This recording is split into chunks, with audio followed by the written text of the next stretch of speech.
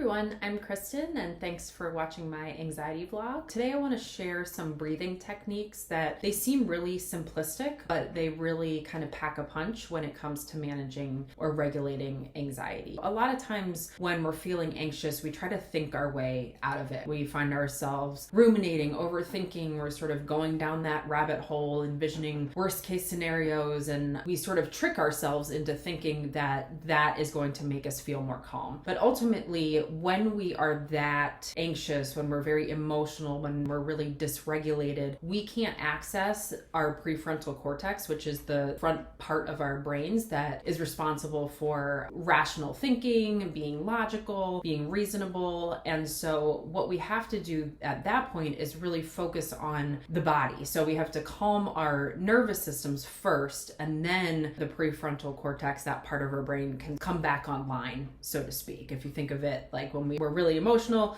that part of our brain goes offline. Think about like a 3-year-old having a temper tantrum. There is absolutely no getting through to them. You can't reason with them because they literally cannot access that part of their brain. So with adults, we tend to manage that a little bit better, but there's a lot going on internally that feels very dysregulated. The first breathing technique is called box breathing. This is actually a technique that the Navy SEALs use. So you know it has to be pretty effective if you have these people who are going into very intimidating or dangerous situations. They're using this technique to regulate their nervous systems. Some people refer to it as square breathing. You may have heard that term before, but it's essentially the same thing. Basically, you want to start by just finding a comfortable seated position. You want to close your eyes and inhale deeply through your nose for a count of 4 seconds. Hold your breath for another 4 seconds. Exhale slowly through your mouth for 4 seconds, and then pause for 4 seconds before repeating the cycle. So it's going to look something like this.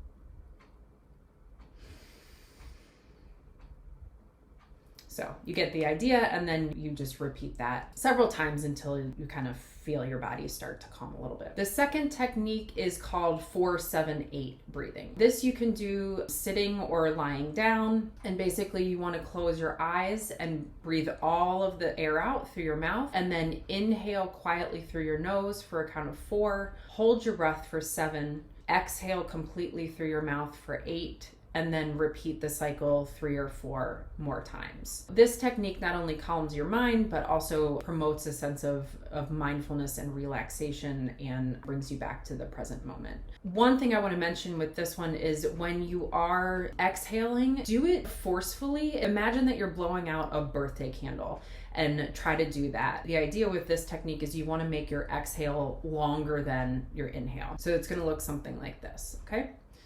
So all the air is coming out.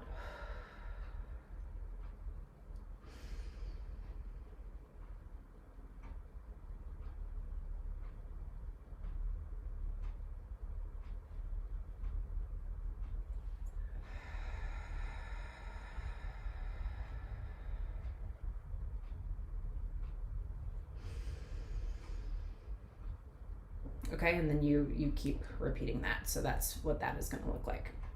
And then finally, we have diaphragmatic breathing. This really taps into the power of your diaphragm to help you stay grounded and centered.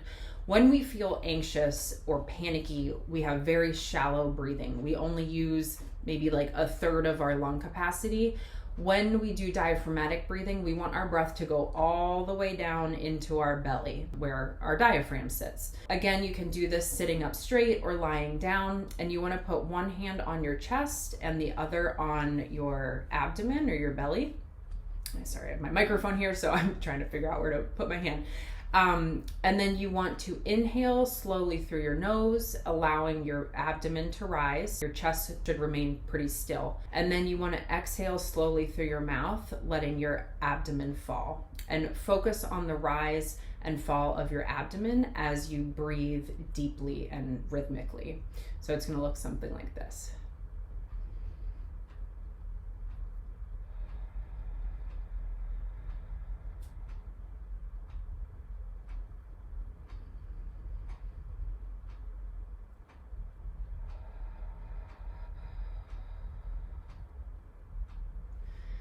I like to do it laying down. It's not as easy for you guys to see my abdomen or my belly rising and falling in a chair. If you lay down, you can really kind of experience the rise and fall of your belly a lot more. So try these out. Again, like I said, they seem so simplistic and it's sort of like, are those really going to help me calm down?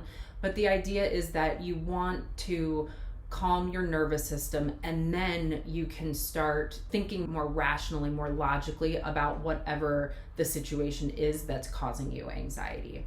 So I hope this was helpful. Ideally, we're going to do these on a daily basis and practice them and not just do them when we're feeling anxious, because then your nervous system, your body kind of remembers that state. So it's similar to like meditating or practicing mindfulness, where it's almost like muscle memory. The more you do it, the more you practice it, the more your body can go there in a moment of stress and become calm or relax a little bit more quickly, versus if you only employ these when you're in a really anxious state, it might not be as effective. So see if you can practice them every day, see which one works better for you, and let me know how it goes. So I hope this was helpful. I will see you all next week.